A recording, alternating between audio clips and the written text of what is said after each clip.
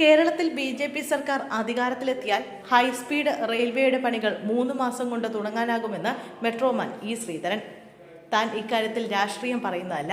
മറ്റു മുന്നണികൾ വന്നാൽ സാങ്കേതിക കാര്യങ്ങളിൽ കുരുങ്ങി പദ്ധതി നീണ്ടുപോകാനിടയുണ്ട്. BJP സംസ്ഥാന അധ്യക്ഷൻ രാജീവ് ചന്ദ്രശേഖർ അതിവേഗ പാതയുമായി ബന്ധപ്പെട്ട ചർച്ച നടത്തിയിരുന്നു. മറ്റു പാർട്ടിക്കാർ ബന്ധപ്പെട്ടിട്ടില്ല. റെയിൽവേ മന്ത്രിയുടെ വാക്കാലുള്ള നിർദ്ദേശത്തെ തുടർന്നാണ് വിശദ പദ്ധതി രേഖ തയ്യാറാക്കുന്നതിലേക്ക് കടന്നതെന്നും ശ്രീധരൻ പറഞ്ഞു.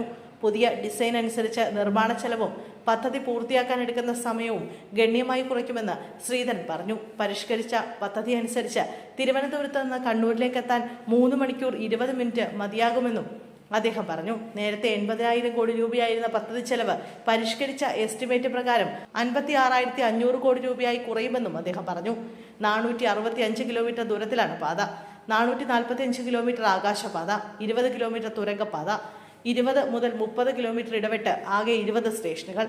തിരുവനന്തപുരം, നെടുമ്പാശ്ശേരി, കരിപ്പൂർ വിമാനത്താവളങ്ങളിലേക്ക് നേരിട്ട് ബന്ധം. കണ്ണൂർ വിമാനത്താവളത്തിലേക്ക് പ്രത്യേക കണക്ടിവിറ്റി. തിരുവനന്തപുരം കണ്ണൂർ നിരക്ക് 780 രൂപ. മണിക്കൂറിൽ 200 കിലോമീറ്റർ വേഗത്തിൽ പോകാനാകും. 180 കിലോമീറ്റർ വേഗത്തിൽ വണ്ടികളോടും. വേഗ നിയന്ത്രണങ്ങൾ കണക്കാക്കിയാലും ശരാശരി മണിക്കൂറിൽ 140 കിലോമീറ്റർ വേഗത്തിൽ വണ്ടി ലക്ഷ്യത്തിലെത്തും. 560 ആളുകൾക്ക് യാത്ര ചെയ്യാവുന്ന 8 കോച്ചുകളുള്ള വണ്ടിയാണ് ഓടിക്കുക. എല്ലാ കോച്ചുകളും പ്രീമിയം ക്ലാസ്.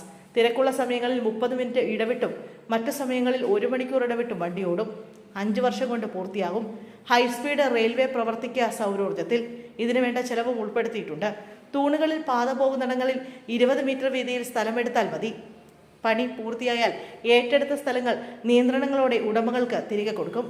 കേന്ദ്ര സർക്കാരിന് 51%, കേരള സർക്കാരിന്റെ 49% പങ്കാളിത്തത്തിൽ രൂപവത്കരിക്കുന്ന കേരള ഹൈസ്പീഡ് റെയിൽവേ കോർപ്പറേഷനായിരിക്കും പദ്ധതി നടത്തുന്നത്. കൊങ്കൺ മാതൃകയിൽ 70% തുക സർക്കാരുകൾ വഹിക്കും. ബാക്കി വായ്പകളിലൂടെയും ബോണ്ടുകളിലൂടെയും എടുക്കും. കേന്ദ്ര സർക്കാരിന് ആകെ 20,171 കോടിയും കേരള സർക്കാരിന് 19,380 കോടിയുമായിരിക്കും ചിലവ്. രണ്ടാം ഘട്ടത്തിൽ 7 ഇടത്തേക്ക് പദ്ധതി നീട്ടാനാകുമെന്നും ഇതിനായി 35,000 കോടി രൂപ ചിലവ് വരുമെന്നും ശ്രീധരൻ പറഞ്ഞു.